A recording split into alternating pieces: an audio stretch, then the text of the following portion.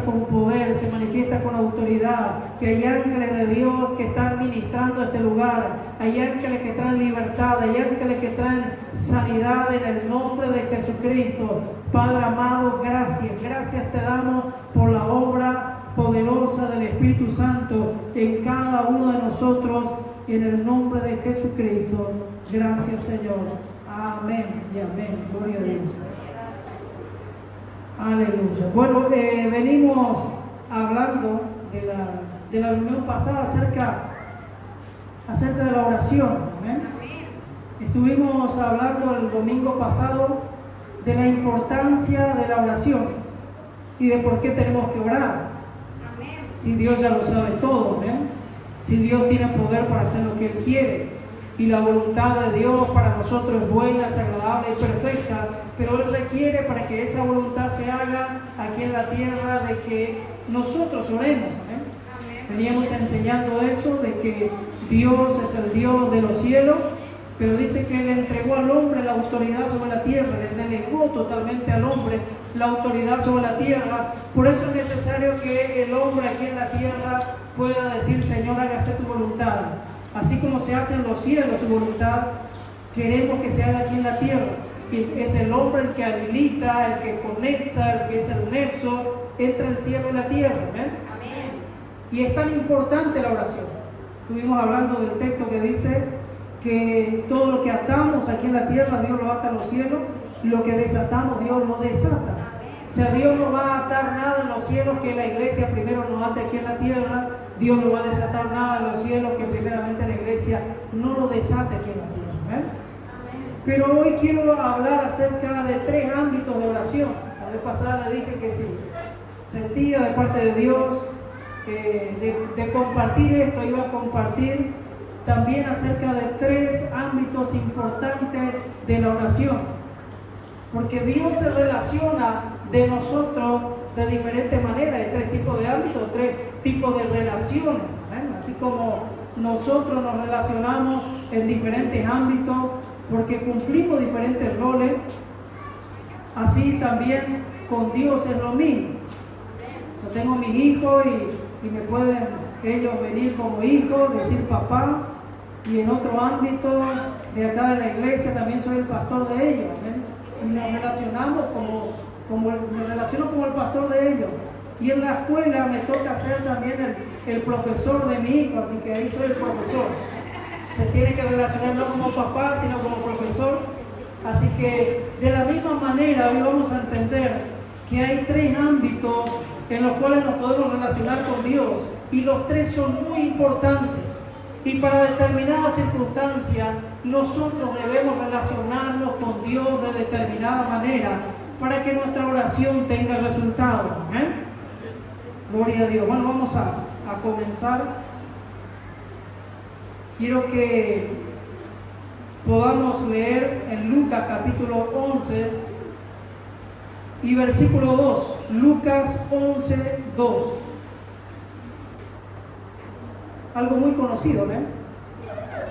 Dice la escritura que a Jesús le dijeron: Maestro, enséñanos a orar, porque ellos veían de que era algo tan poderoso lo que ocurría en la oración. Dice la escritura que la oración eficaz del justo puede mucho. ¿eh? Pero que hay veces que oramos pero no recibimos nada porque pedimos mal. Por eso es necesario que aprendamos a orar. Y le dijeron: Maestro, enséñanos a orar, así como Juan el Bautista enseñó a sus discípulos: queremos que nos enseñes a orar. Y Jesús les enseñó y les dijo: cuando oréis, decid: Padre nuestro que estás en los cielos, santificado sea tu nombre, venga a nosotros tu reino y hágase tu voluntad, así como es en el cielo, también aquí en la tierra. ¿eh? Entonces quiero que entendamos algo, hermano, que la primera forma de relacionarnos con Dios, el primer ámbito de la oración que debemos entender es nuestra relación de padre a hijo. Amén. Y qué maravilloso, dice la escritura, cuán privilegio nos ha dado el Padre para que usted y yo seamos considerados hijos de Dios.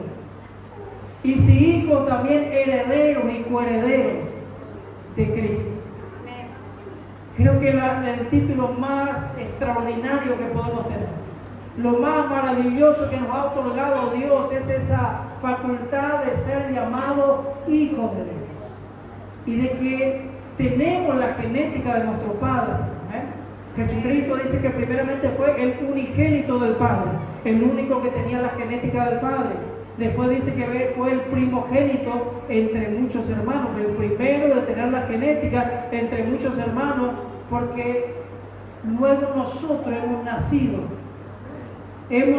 Jesucristo dice que hemos nacido no por voluntad de hombre, sino por voluntad del Espíritu Santo. Amén. Y hemos sido engendrados por Dios. Amén.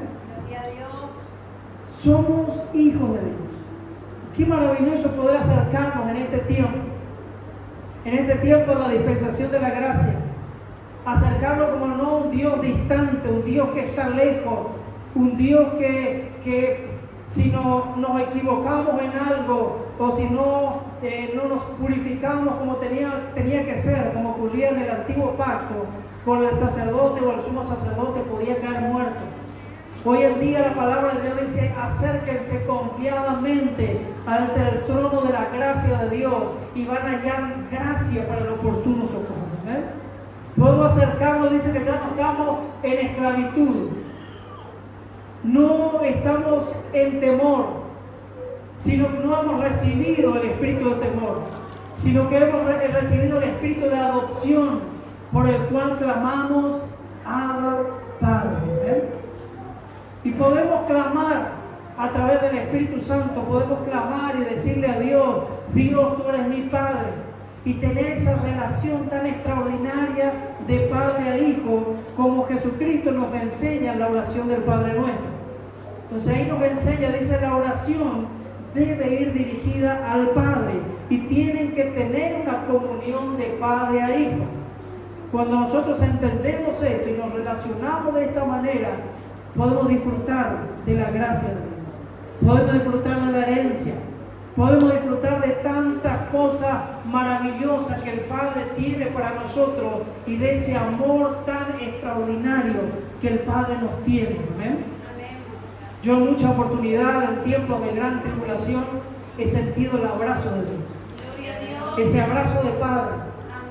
Aún me despertaba a veces y sentía ese amor de Dios que me abrazaba de una manera extraordinaria, porque Él se relaciona y quiere relacionarse y quiere que nosotros entendamos de que la obra de la cruz de Cristo nos hizo hijos de Dios. Todos aquellos que le recibieron, todos aquellos que creen en su nombre, le dio la facultad de ser considerados hijos de Dios, dice la Escritura. ¿Eh?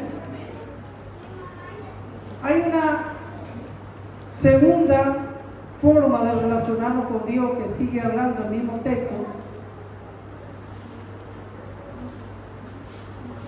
Lucas capítulo 11, versículo 5. Vamos a leer del 5, versículo 5 al 10. Continúa en el mismo capítulo.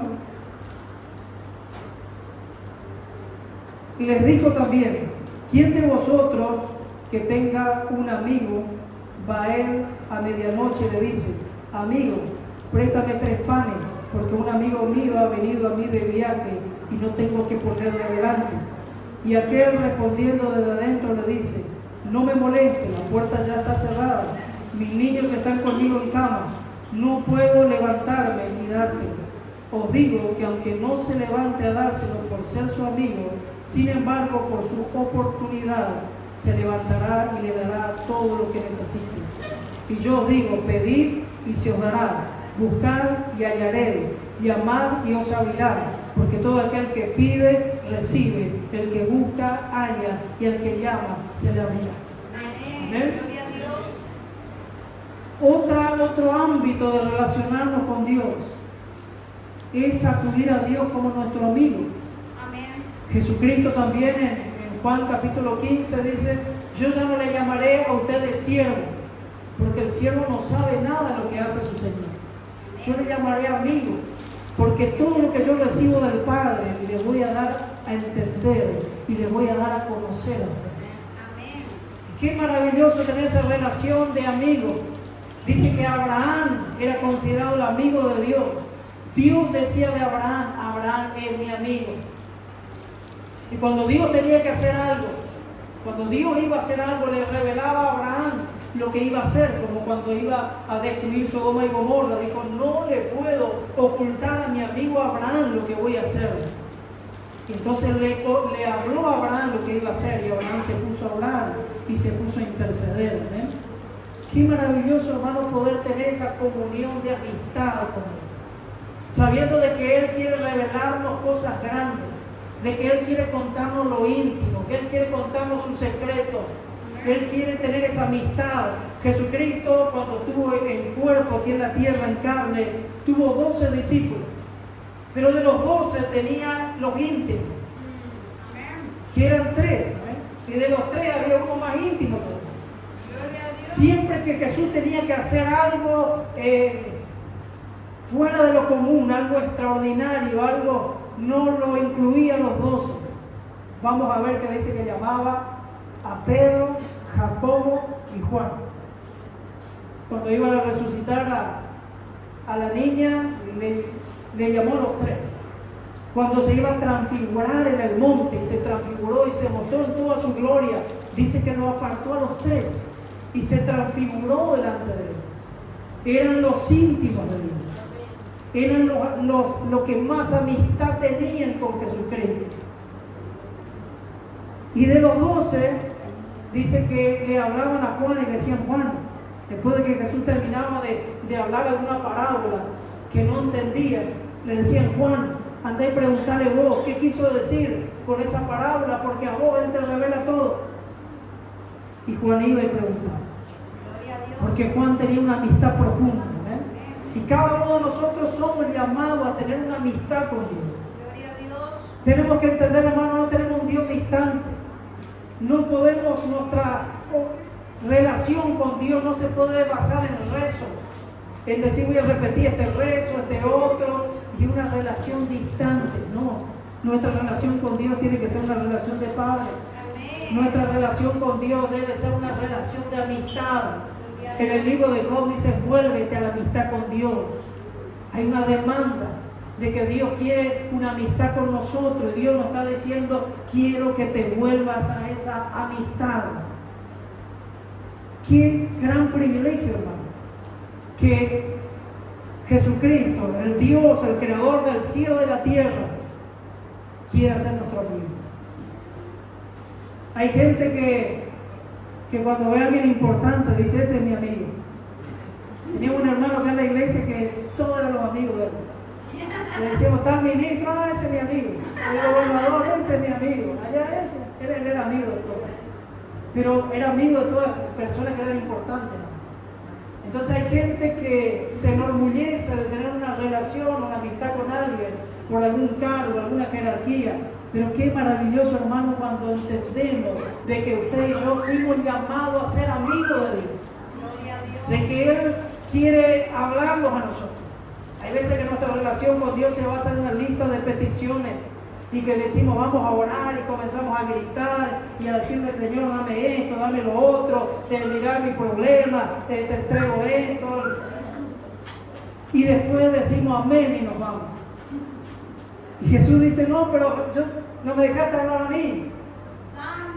Yo también quería hablarte de los planes que tengo contigo.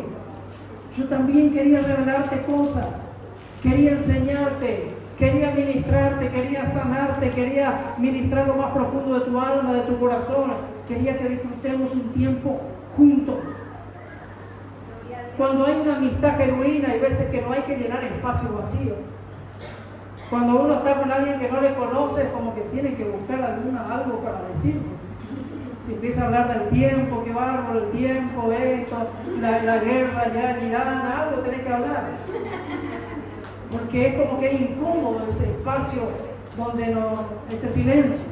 Pero cuando hay una amistad genuina, uno puede estar, tal vez pasar tiempo, no sé, tomando mate, mirando algo, y no es necesario llenar esos espacios porque hay una amistad, hay una intimidad. Y Dios quiere que nosotros podamos relacionarnos con Él de esa manera. ¿Amén? con confianza, entrar, decir, yo sé que Dios es mi amigo, sé que Él quiere compartir conmigo cosas. Dice la Biblia, nada hará el Señor sin antes revelar sus cosas, sus siervos, los profetas. Los profetas eran personas que tenían intimidad con Dios. Y Dios les revelaba lo que quería hacer en la tierra. Y Dios quiere revelarnos a nosotros cosas. ¿Amén? Quiere compartir con nosotros. Quiere enseñarnos. Quiere amarnos. Quiere consolarnos. Quiere escucharnos. Quiere ministrarnos. Quiere estar con nosotros. Quiere pasar tiempo y quiere disfrutar con nosotros. Y tenemos que nosotros cuidar esa relación de amistad con Dios. Tenemos que cuidar esa relación de padre a hijo con Dios. Pero hay momentos en nuestra vida que vamos a requerir poder hacer una oración en otro ámbito. Porque Dios no solamente es nuestro amigo, no solamente es nuestro padre, sino que también es juez. Dice que Dios es juez justo, ¿no? Y que de ninguna manera tendrá por inocente al culpable. Justicia y juicio son los cimientos del trono de Dios. O sea que cuando nosotros nos acercamos al trono de Dios, del trono de Dios hay justicia y juicio que emanan constantemente, que van a estar ministrando constantemente justicia y juicio. Por eso es que Jesucristo tuvo que venir en carne, pagar el precio por nuestros pecados para poder acercarnos de nuevo a Dios. ¿Amén? Entonces, otra de las formas, y muy importante, y es la que más quiero recalcar en este tiempo, porque las otras dos ustedes ya las conocían, pero la que menos se habla de nuestra relación de Dios como juez. ¿Amén? Y quiero que podamos leer un texto de la Escritura que se encuentra en el Evangelio de Lucas, capítulo 18, versículo 1. Y vamos a leer hasta el versículo 8. Una parábola muy conocida. Dice que Jesús le enseñó a través de la parábola de la necesidad de orar siempre. De orar siempre.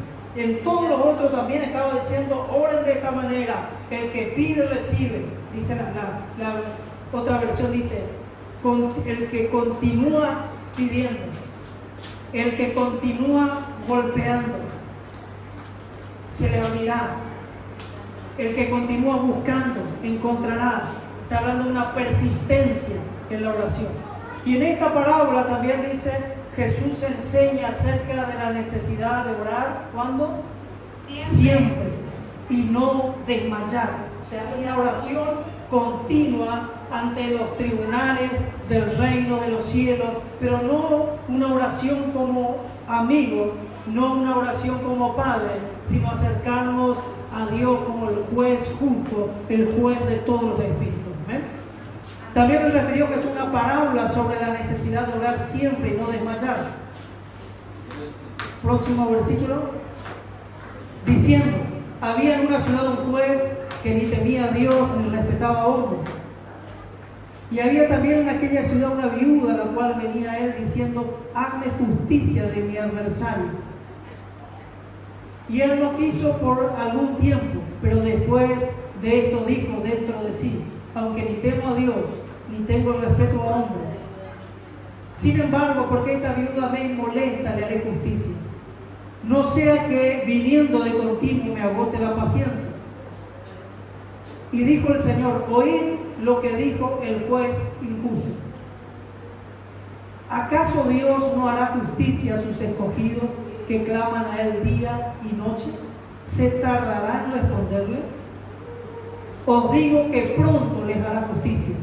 Pero cuando venga el Hijo del Hombre, ¿hallará fe en la tierra?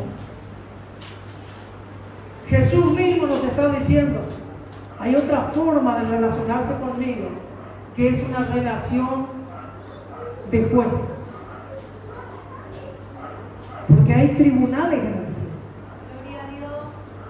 La palabra de Dios dice, después vamos a entrar más en detalle en esto, de que el juez se sentó a juzgar las naciones de la tierra. Y que fueron abiertos todos los libros.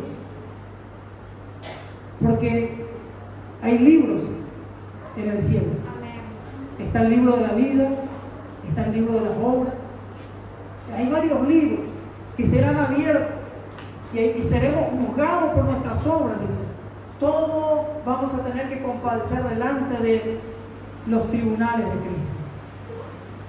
Pero Dios no es un Dios que solamente va a juzgar allá en el final de los tiempos. Dios es juez y juzga todo el tiempo, porque el cimiento del trono de Dios es justicia y juicio. Amén. Dios es un Dios justo, constantemente está juzgando. Amén. Por eso es que tenemos que entender de que todo en lo espiritual se mueve en un plano legal. Y que nosotros tenemos que conocer la legalidad. ¿Sabe que Satanás no puede tocar a nadie sin permiso? Usted no va a encontrar un solo texto en la Biblia que Satanás hizo algo porque sí nada más. Siempre hubo un permiso de parte de Dios. Aún en los últimos tiempos, en el libro de Apocalipsis, uno lee y dice, oh, pero mira la persecución que va a haber, lo que va a hacer el dragón, lo que va a hacer el anticristo, cómo va a ocurrir esto y aquello. Pero dice la Escritura, y se le dio poder para enfermar a tanta gente. Y se le dio poder para perseguir a los cristianos. Y se le dio poder para... Y uno dice, ¿quién le da el poder? El único que tiene poder en el cielo, en la tierra y debajo de la tierra es Jesucristo. Y Él es el que le da poder. ¿Ven? Satanás no tiene ningún poder. Solamente tiene el poder que Dios le puede dar y que nosotros le damos con nuestras transgresiones, porque Dios como juez justo, Él tiene que actuar. No puede tener por inocente al culpable.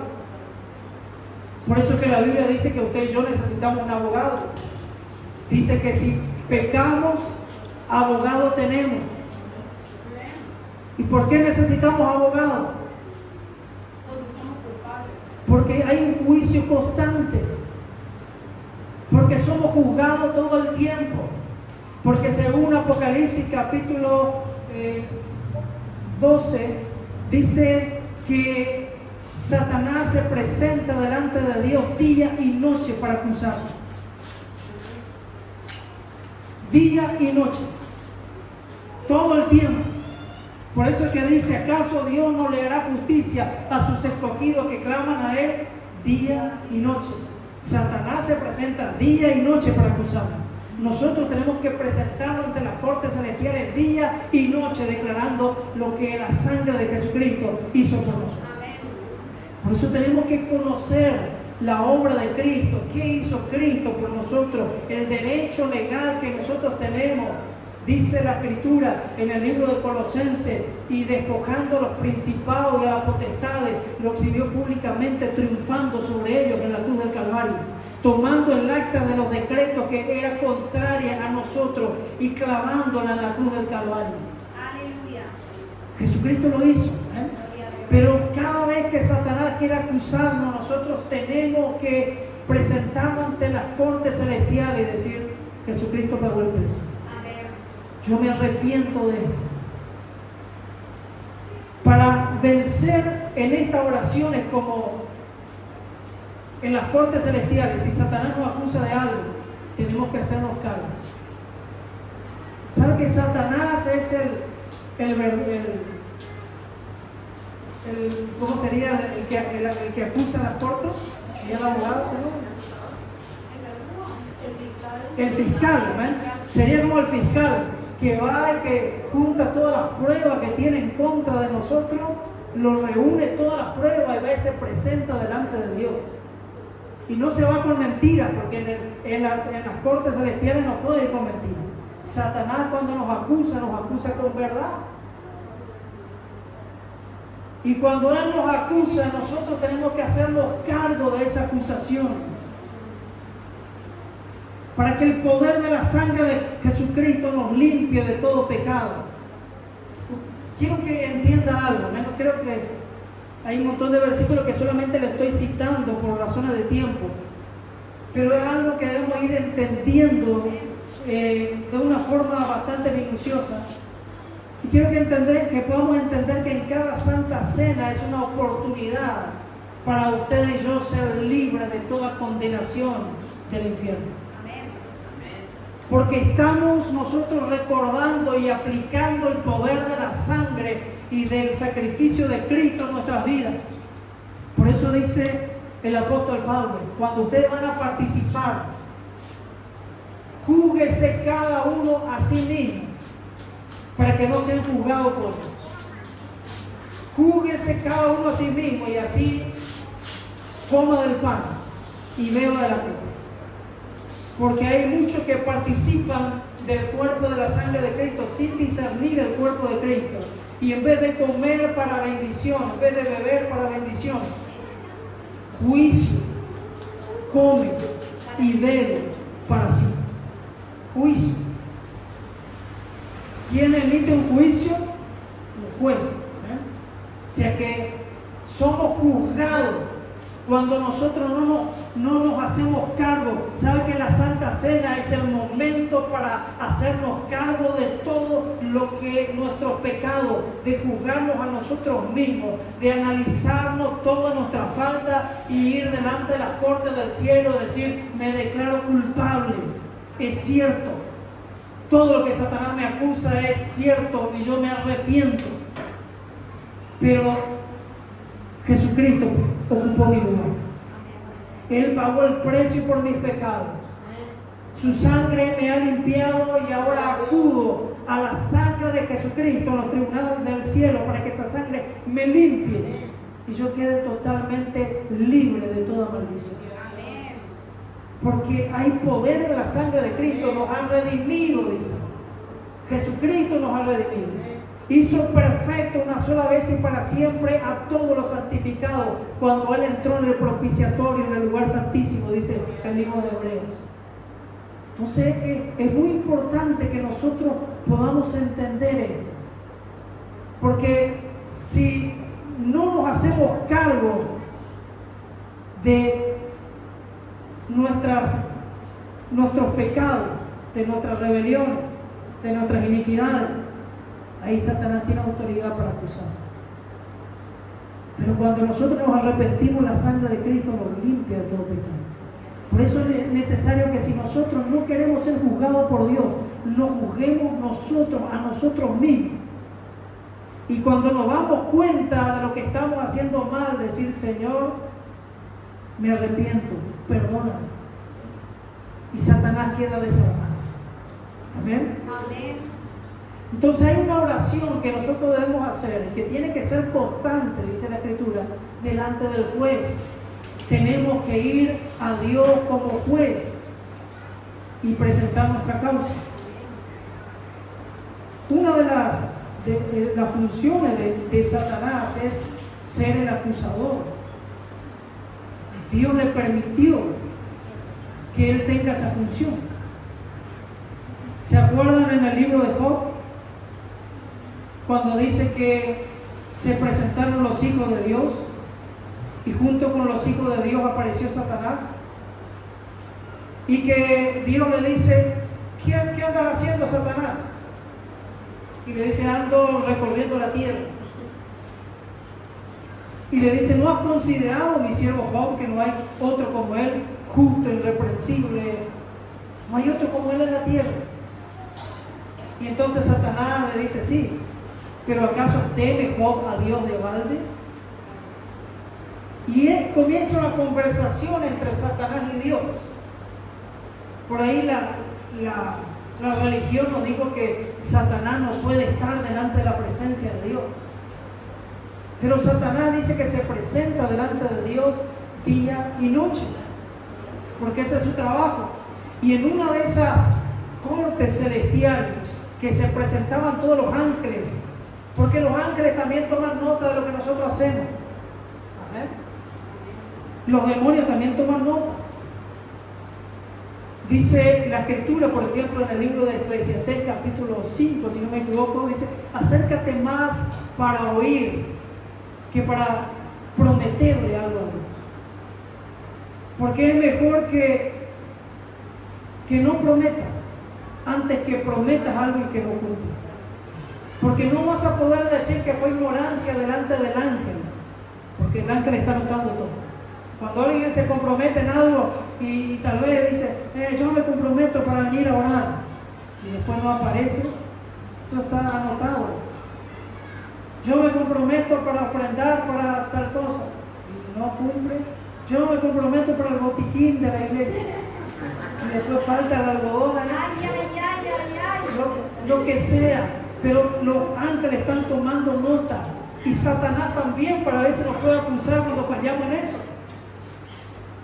Entonces dice, ten mucho cuidado, porque a causa de eso, dice la Biblia, se detienen, se cierran los cielos para esa gente, y viene maldición sobre la tierra. Por eso es que hay libros. Está el libro de nuestra vida, serán abiertos en el juicio final.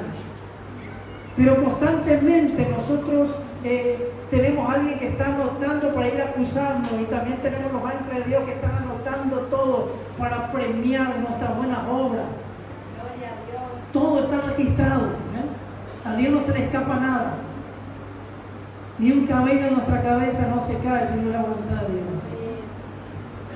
Aleluya.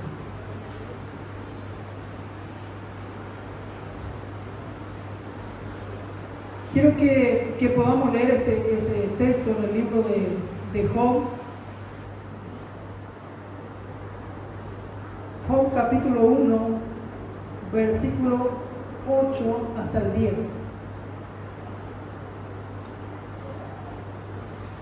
Y Jehová dijo a Satanás, ¿no has considerado a mi siervo Job? No hay otro como él en la tierra, varón perfecto, recto, temeroso de Dios y apartado del mal. Respondiendo Satanás a Jehová dijo, ¿acaso teme Job a Dios de balde? ¿No le ha acercado alrededor a él y a su casa y a todo lo que tiene? Al trabajo de sus manos ha dado bendición, por tanto sus bienes han aumentado sobre la tierra. Quiero que pongamos atención ahí donde dice, no ha acercado alrededor de él a su casa y a todo lo que tiene. ¿Sabe que esa palabra acercado? Yo me imaginaba un cerco espiritual así, donde Satanás no podía cruzar. Pero estudiando la raíz de la palabra hebrea, le voy a decir acá con exactitud, significa esa palabra, aleluya.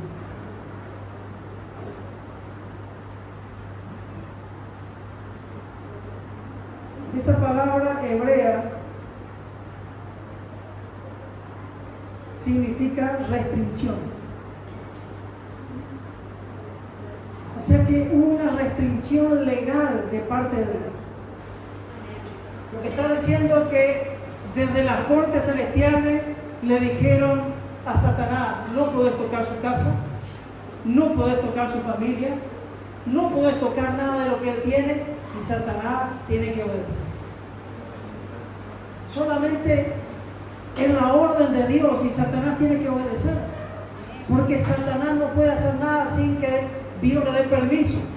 ¿Se acuerdan que cuando Jesús le dice a Pedro y a Pedro le dice, recién estuve hablando con Satanás y Satanás me pidió para zarandearos como a trigo y yo he rogado para que su fe no falte? O sea que, en otras palabras, dijo, le di permiso para que le zarandee, pero voy a estar orando para que su fe no falte. Pero si Jesús le decía, no quiero que lo zarandee, no podía hacer nada.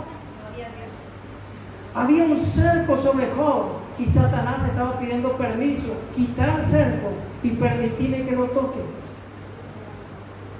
Había una orden de restricción que le decía a Satanás, no puede tocar esa familia, no puede tocar esos bienes. Es como cuando en la Pascua Dios dio la orden y dijo, va a pasar el ángel de la muerte. Pero el ángel de la muerte va a matar a todos los primogénitos, pero no tiene autorización de tocar la casa donde la sangre del cordero está en la puerta y en la ventana. Él tiene una orden de Dios de pasar por alto. No podía tocar a lo que tenía la sangre del cordero. El ángel de la muerte no lo podía tocar. Había una restricción sobre esa casa, ¿eh? Y la Biblia nos habla de la palabra el adversario. Y esa palabra adversario es la palabra griega antidicos. Anti significa en contra y la palabra dico significa derecho. O sea que es el antiderecho, el que se opone a que nuestros derechos legales o lo que Cristo ya pagó, conquistó por nosotros en la cruz del Calvario se cumpla. El hermano Ariel hoy comenzó a decir y a citar la palabra de Efesios capítulo 1, donde dice que Dios nos ha bendecido con todas bendiciones espirituales que en los lugares celestiales en Cristo Jesús. Ya es un hecho, es nuestra herencia en Cristo. Pero ¿qué es lo que va a querer hacer Satanás? Va a querer oponerse para que esa palabra no se cumpla en nuestra vida. Va a presentar argumentos ante las cortes celestiales para que esa palabra no se cumpla. Porque toda promesa de parte de Dios siempre tiene un requisito. ¿Sabe que hay palabras de parte de Dios que no se cumplieron? Y no es porque Dios sea mentiroso, sino porque esa palabra, esa promesa de parte de Dios tenía un requisito. Cuando Dios le habló al pueblo de Israel, le dijo: juro por mí mismo que voy a tomar a este pueblo y lo voy a introducir a una tierra que fluye leche y miel. Ese pueblo no entró, porque Dios dijo: después este pueblo es duro de cerviz, quiere decir cuello duro. Es como el mulo, como dice la Biblia en el libro de los Salmos, que no se deja direccionar, que a la mula vos le decís anda para acá, y cuando la mula se empaca, como dice alguno, le podés meter garrote, le podés hacer de todo, que la mula se empacó. Y así era el pueblo de Israel, no se dejaba direccionar por Dios. Entonces Dios dijo: este pueblo muy rebelde, en otras palabras, y no puedo llevarle a donde yo quiero llevarle, ni puedo hacer con ellos lo que me predispuse a hacer. Entonces no van a entrar, va a morir esta generación, y voy a esperar que nazca otra generación que tenga un corazón diferente, un espíritu diferente, y esa generación va a entrar. En el libro de Samuel, por ejemplo, cuando Dios habla al sacerdote Elí y le dice: mira, yo he jurado, yo he dicho esto, yo he dicho que tus generaciones, tus hijos te van a servir de sacerdote por generaciones, que van a estar tus hijos, tus nietos, los nietos de tus nietos van a estar sirviendo como sacerdote. Pero dice Dios: jamás haga yo tal cosa, dice después, jamás haga yo tal cosa, sino que lo que voy a hacer es los voy a destruir a todos. Y uno dice: pero ¿cómo? ¿Cómo es que Dios dice una cosa y después hace otra? Porque esa palabra de Dios tenía una condición, que ellos tenían que permanecer fieles al Señor, sirviendo de la manera en que Dios le mandó a servir. Entonces se presenta el acusador y dice: ellos no pueden estar sirviendo perpetuamente. Por eso es que es tan necesario la oración, y poder presentarlo ante las cortes celestiales y orar y saber la legalidad que tenemos en Dios. Yo quiero, esto vamos a seguir explicando, tal vez la próxima reunión, pero quiero darle un ejemplo de una oración de alguien que oró de esa manera, que oró a Dios como juez. Segundo libro de Crónicas, capítulo 20 y versículo 6. En este texto lo que ocurre es que 5 reyes se juntan para destruir a la nación del rey Josafat. Era imposible que él pueda derrotar a esas naciones. Entonces él comienza a orar. Va delante de Dios y comienza a orar de esta manera. Y dijo: Jehová Dios de nuestros padres, ¿no eres tú Dios en los cielos y tienes dominio sobre todos los reinos de las naciones? ¿No está en tu mano tal fuerza y tal poder que no hay quien te resista? Seguimos el próximo texto, el próximo versículo. Dios nuestro, ¿no echaste tú los moradores de esta tierra delante de tu pueblo Israel y la diste a la descendencia de Abraham, tu amigo, para siempre? Estaba reclamando legalmente un pacto que Dios hizo con Abraham. Señor, tú eres el Dios que echaste a esta gente de la tierra y le diste a su descendencia, a la descendencia de Abraham, tu amigo, para siempre. Estaba diciendo, estos 5 reyes se juntan para quitarnos nuestra tierra. Estos 5 reyes se juntan para destruirnos, pero nosotros tenemos una promesa que esta tierra nos pertenece como herencia. El siguiente versículo. Y ellos han habitado en ella y te han edificado en ella santuario a tu nombre, diciendo: si mal viniere sobre nosotros, o espada de castigo, o pestilencia, o hambre, nos presentaremos delante de esta casa y delante de ti, porque tu nombre está en esta casa, y a causa de nuestras tribulaciones clamaremos a ti, y tú nos oirás y nos salvarás.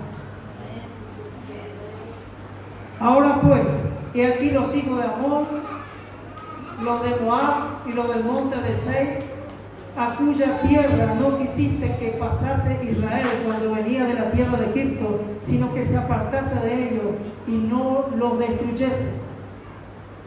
He aquí ellos nos dan el pago, viniendo a arrojarnos de la heredad que tú nos diste en posesión. Está diciendo, me quiere quitar mi herencia. Acuérdense que el adversario es el que está en contra de nuestros derechos, en contra de lo que nos pertenece. Y está diciendo, se está levantando tu adversario y me quieren quitar la herencia que tú me diste. Siguiente versículo. Oh Dios nuestro, no lo juzgarás tú, porque en nosotros no hay fuerza contra tan grande multitud que viene contra nosotros. No sabemos qué hacer y a ti volvemos nuestros ojos.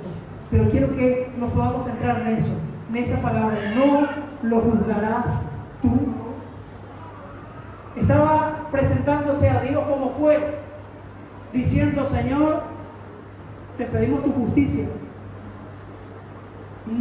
Te pedimos que vos intervengas en esto, porque es ilegal lo que ellos están queriendo hacer. Porque tú nos dijiste que esta tierra nos pertenece y es nuestra herencia. Por eso te entregamos al amorreo, a toda esta gente, le fue poniendo los nombres ahí delante del tribunal de la corte del cielo y le dijo, júzgalo tú, Señor. Y cuando ellos hicieron esa oración, ¿sabe lo que pasó? Automáticamente vino la respuesta de Dios y la voz de Dios. Y dijo, no habrá para que peleen vosotros en esta ocasión, sino que yo pelearé por ustedes. Ustedes estarán quietos y van a ver la salvación de Dios. Porque la guerra no fue directamente contra la persona que se levantaba, sino que lo llevó a las cortes del cielo. Y le dijo, Señor, mira, te presento esto es injusto, así que Señor, encárgate vos. Y ahí Dios mandó una restricción del cielo, dijo, no pueden tocar, quitar la heredad de mi pueblo. Y fue una cosa tan extraordinaria que cuando salieron los 5 ejércitos a pelear contra ellos, dice que Dios les confundió y comenzaron a matarse uno contra otro, hasta que todos murieron. Y lo único que ellos tuvieron que hacer luego es juntar el botín de guerra que le tardó 3 días. Aleluya. Y ahí, si usted comienza a leer la Biblia desde esta perspectiva, va a encontrar muchísimas oraciones. Nehemías comienza a orar. Nehemías en el capítulo 1 se encuentra que el remanente del pueblo de Dios estaba devastado, destruido, todas las murallas quemadas, las puertas, todo era ruina, todo era caos. Y él se puso a llorar y a clamar delante de Dios y comenzó a interceder por el pueblo de Dios. Y comenzó a decir: Señor, todos nosotros nos hemos descarriado, todos nosotros nos hemos corrompido en extremo. Y comenzó, dice: y yo te pido perdón por mis pecados y por lo de todo el pecado del pueblo de Israel, porque nosotros hemos pecado. Vos dijiste que no hagamos esto y eso hicimos. Todo lo que dijiste que no hagamos, todo eso lo hicimos todo mal. Así comienza la oración de Nehemías. Vea, Nehemías capítulo 1. Menos por razones de tiempo no quiero hacerle leer tanto. Y entonces comienza a declarar el pecado de todo el pueblo, pero después le hace acordar a Dios las promesas. Pero tú dijiste, Señor, que si nosotros nos arrepentimos y volvemos a ti, aunque seamos dispersados al extremo de la tierra, de allá, nos vas a traer de nuevo y nos vas a restaurar. Por eso te pedimos, Señor, que tú nos perdones. Y ahí comenzó la oración de Nehemías. Y la oración de Nehemías transformó un pueblo en ruina en un pueblo totalmente reedificado, en un pueblo restaurado, en un pueblo bendecido, porque la oración eficaz del justo puede mucho. Amén. ¿Cuántos creen eso? Aleluya. Bueno, la próxima, si Dios nos da el tiempo, vamos a hablar un poco sobre lo que es la intercesión, lo que dice la Biblia, de ponernos en la brecha e interceder entre Dios y los hombres, y vamos a tratar de entender un poco eso. Yo te invito a que te pongas de pie y vamos a orar al Señor. Aleluya. Padre amado, te damos gracias. Te bendecimos, te glorificamos y te